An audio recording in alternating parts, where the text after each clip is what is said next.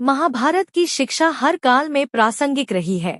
महाभारत को पढ़ने के बाद इससे हमें जो शिक्षा या सबक मिलता है उसे याद रखना भी जरूरी है।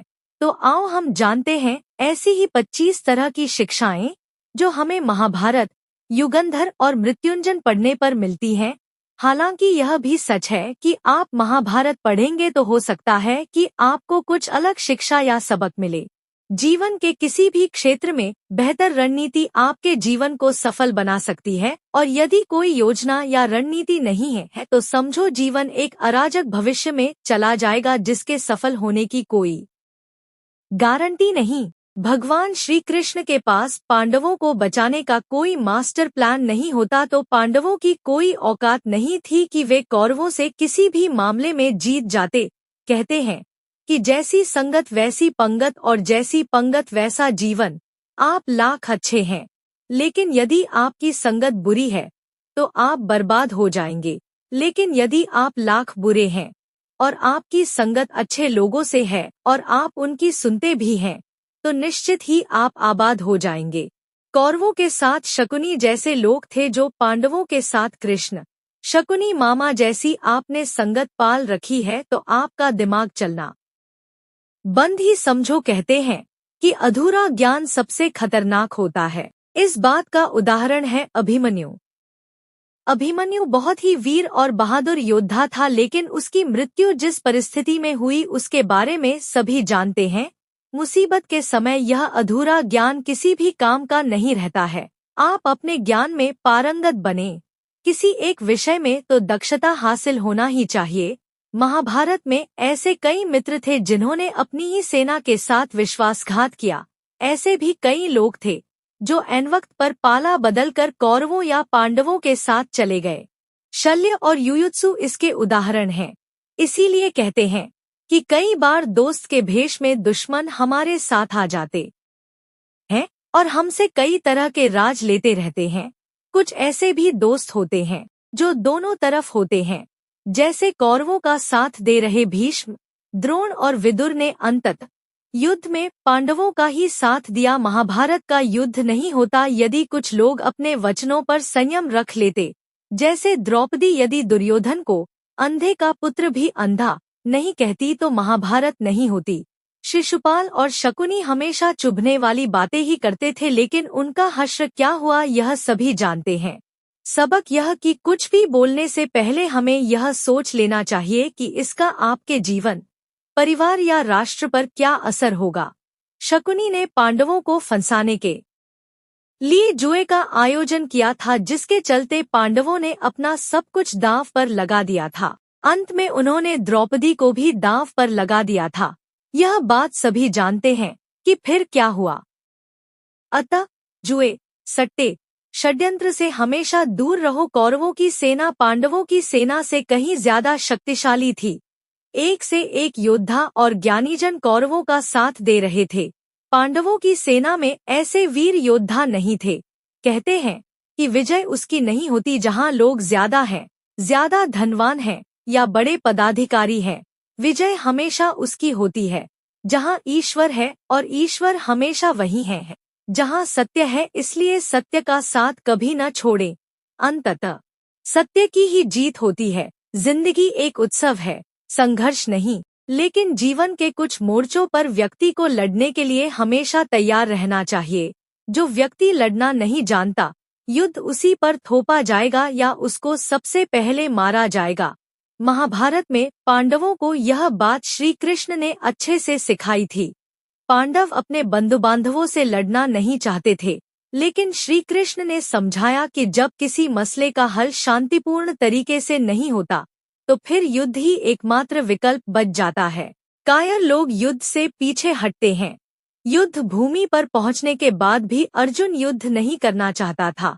तब भगवान श्री कृष्ण ने उससे कहा कि न कोई मरता है और न कोई मारता है, सभी निमित्त मात्र हैं। आत्मा अजर और अमर है, इसलिए मरने या मारने से क्या डरना। जीवन में हमेशा दानी, उदार और दयालु होने से काम नहीं चलता।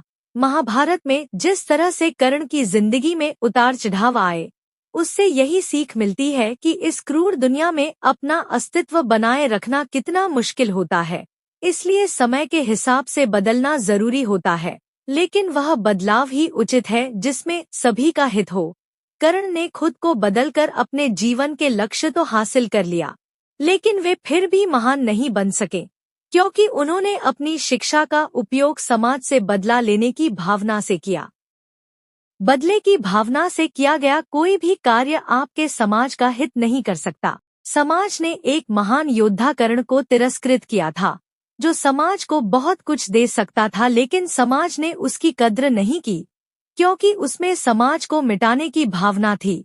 कर्ण के लिए शिक्षा का उद्देश्य समाज की सेवा करना नहीं था, अपितु वो अपने सामर्थ्य को आधार बनाकर समाज से अपने अपमान का बदला लेना चाहता था। समाज और कर्ण दोनों को ही अपने अपने द्वारा किए गए अपराध के लिए दंड मिला है और आज भी मिल रहा है।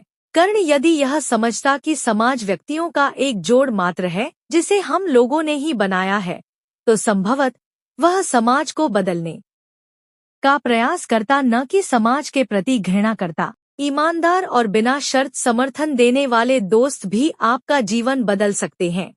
पांडवों के पास भगवान श्री कृष्ण थे तो कौरवों के पास महान योद्धा कर्ण थे। इन दोनों ने ही दोनों पक्षों को बिना शर्त अपना पूरा साथ और सहयोग दिया था। यदि कर्ण को छल से नहीं मारा जाता तो कौरवों की जीत तय थी। पांडवों ने हमेशा श्री कृष्ण की बातों को ध्यान से सुना और उस पर अमल भी किया, लेकिन दुर्योधन ने कर्ण को सिर्फ एक योद्धा समझकर उसका पांडवों की सेना के खिलाफ इस्तेमाल किया। यदि दुर्योधन कर्ण की बात मानकर कर्ण को घटोत्कच को मारने के लिए दबाव नहीं डालता तो इंद्र द्वारा दिया गया जो अमोघ अस्त्र कर्ण के पास था उससे अर्जुन मारा जाता। महाभारत में हमें ऐसे कुछ पात्र मिलते हैं जो अपनी भावुकता के कारण मूर्ख ही सिद्ध होते हैं। जरूरत से ज्यादा भावुकता कई बार इंसान को कमजोर बना देती है और वो सही गलत का फर्क नहीं पहचान पाता। कुछ ऐसा ही हुआ महाभारत में धृतराष्ट्र के साथ, जो अपने पुत्रमोह में आकर सही गलत का फर्क भूल गए। व्यक्ति के जीवन में उसके द्वारा हासिल शिक्षा और उसकी कार्य योग्यता ही काम आती है।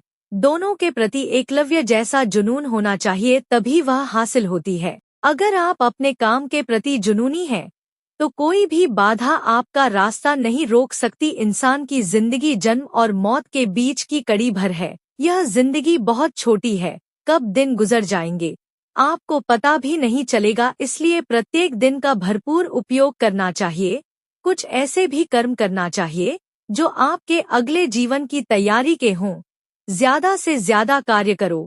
घर और कार्यालय के अलावा भी ऐसे कार्य करो जिससे आपकी संतानें आपको याद रखें। गीता यही संदेश देती है कि हर पर ऐसा कार्य कर जो तेरे जीवन को सुंदर बनाए। अपनी अच्छी स्थिति, बैंक बैलेंस, संपदा, सुंदर रूप और विद्वता का कभी अहंकार मत कीजिए। समय बड़ा बलवान है, धनी, ज्ञानी, शक्तिशाली पांडवों ने वनवास भोगा और अति सुंदर द्रौपदी भी उनके साथ वनों में भटकती रही। समय के खेल निराले हैं। श्री कृष्ण कहते हैं कि आज जो तेरा है कल किसी और का था, किसी और का हो जाएगा। अतः तू संपत्ति और वस्तुओं से आसक्ति मत पाल, यह तेरी मृत्यु के बाद यहीं रखे रह जाएंगे। अर्जित करना है तो परिवार का प्रेम और अपनत्व अर्जित कर, जो हमेशा तेरे साथ रहेगा। शिष्य या पुत्र को ज्ञान देना माता पिता व गुरु का कर्तव्य है, लेकिन सिर्फ ज्ञान से कुछ भी हासिल नहीं होता। बिना विवेक और सद्बुद्धि के ज्ञान अकर्म या विनाश का कारण ही बनता है। इसलिए ज्ञान के साथ विवेक और अच्छे संस्कार देने भी जरूरी है। हमने ऐसे कई व्यक्ति देखे हैं जो है तो बड़े ज्ञानी लेकिन व्यक्तित्व से दब्बू या खब्बू हैं, या किसी जंगल में धूनी रमाकर बैठे हैं। उनके ज्ञान से न तो परिवार का हित हो रहा है और न समाज का। न्याय व्यवस्था वही कायम रख सकता है जो दंड को सही रूप में लागू करने की क्षमता रखता हो। यह चिंतन घातक है कि अपराध से घृणा करो, अपराधी से नहीं। अपराधी को हर हाल में दंड मिलना ही चाहिए। यदि उसे दंड नहीं मिलेगा तो समाज में और भी अपराधी पैदा होंगे और फिर इस तरह संपूर्ण समाज ही अपराधियों का समाज बन जाएगा। युधिष्ठिर के अहिंसा में उनके विश्वास को देखते हुए युद्ध के बाद भीष्म को उन्हें उपदेश देना पड़ा कि राजधर्म में हमेशा दंड की जरूरत होती है, क्योंकि प्रत्येक समाज में अपराधी तो होंगे ही, दंड न देना सबसे बड़ा अपराध होता है। न्याय हमेशा उन लोगों के साथ होता है जो शक्तिशाली हैं या जो न्याय पाने के लिए प्राणपण से उत्सुक हैं। जिन्होंने अपने लिए न्याय मांगा है उनके साथ ईश्वर ने न्याय किया भी है। मांगोगे नहीं तो मिलेगा भी नहीं, यह प्रकृति का नियम है। गुरु द्रोणाचार्य ने कर्ण और एकलव्य के साथ जरूर अन्याय किया था, लेकिन आज दुनिया अर्जुन को सर्वश्रेष्ठ धनुर्धर नहीं मानती, क्योंकि कर्ण और एकलव्य ने हमेशा न्याय की मांग की और अंत में आज दुनिया उन्हें श्रेष्ठ धनुर्धर मानती है। लेकिन यह भी एक कटु सत्य है कि न्याय सिर्फ शक्तिशाली लोगों के साथ ही है। यह जगत या व्यक्ति जैसा है वैसा कभी दिखाई नहीं देता, अर्थात लोग जैसे दिखते हैं वैसे होते नहीं, चाहे वह कोई भी हो। महाभारत का हर पात्र ऐसा ही है। रहस्यमयी छिपे हुए को जानना ही व्यक्ति का लक्ष्य होना चाहिए, क्योंकि ज्ञान ही व्यक्ति को बचाता है। भगवान श्री कृष्ण के ऐसे कई योद्धा थे जो छिपे हुए सत्य को जानते थे। एक स्थान से दूसरे स्थान पर जाना या एक स्थान को छोड़कर दूसरे स्थान पर रहने से लाभ ही मिलता है। पांडवों को हस्तिनापुर छोड़कर 2 बार जंगल में रहना पड़ा और अंत में उनको जब खांडवप्रस्थ मिला तो वे वहां चले गए। इसी तरह भगवान श्री कृष्ण को भी कई बार मथुरा को छोड़कर जाना पड़ा और अंत में वे द्वारिका में बस गए थे। कई बार लोगों को व्यापार या नौकरी के लिए दूसरे शहर या देश में जाना होता है। जीवन हो या युद्ध, सभी जगह गोपनीयता का महत्व है। यदि आप भावना में बहकर किसी को अपने जीवन के राज बताते हैं या किसी व्यक्ति या समाज विशेष पर क्रोध या कटाक्ष करते हैं तो आप कमजोर माने जाएंगे। दुर्योधन, भीष्म, बर्बरीक ऐसे उदाहरण हैं जिन्होंने अपनी कमजोरी और शक्ति का राज खोल दिया था। किसी भी प्रकार की चिंता करना, मन को अशांत रखना और व्यर्थ के भय को पालते रहने से मृत्यु आसपास ही मंडराने लगती है। मौत तो सभी को आनी है, फिर चिंता किस बात की? कोई पहले मरेगा और कोई बाद में।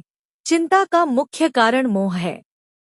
महाभारत को पढ़ने से हमें यही शिक्षा मिलती है कि चिंता मुक्त जीवन सबसे बड़ी दौलत है।